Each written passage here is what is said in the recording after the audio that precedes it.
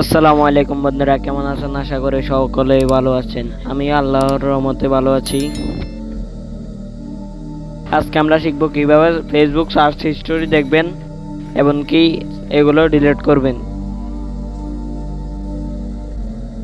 তার জন্য সরাসরি ফেসবুক অ্যাপে চলে আসবেন। এখান থেকে থ্রি ডট আইকনে ক্লিক করুন। এখানে লক্ষ্য করলে দেখতে পাবেন যে সেটিং নামক একটি অপশন আছে, সেটিতে ক্লিক করুন। এখানে উপর দিকে লক্ষ্য করলে দেখতে পাবেন যে সার্চ আইকন আছে, সেটিতে ক্লিক করুন। এখানে সার্চ হিস্টোরি লিখে সার্চ করুন। আপনি যদি হিস্টোরি লেখেন তাহলেও হবে। আমি হিস্টোরি লিখে সার্চ করে দেব। সার্চ হিস্টোরি নামক একটি অপশন আছে, সেটিতে ক্লিক করে দেব। এখানে আপনার ইনস্টাগ্রাম অ্যাকাউন্ট এমনকি ফেসবুক অ্যাকাউন্ট দেখাবে। আপনি ফেসবুকে ক্লিক করবেন, তাহলে সার্চ হিস্টোরিগুলো দেখতে পাবেন।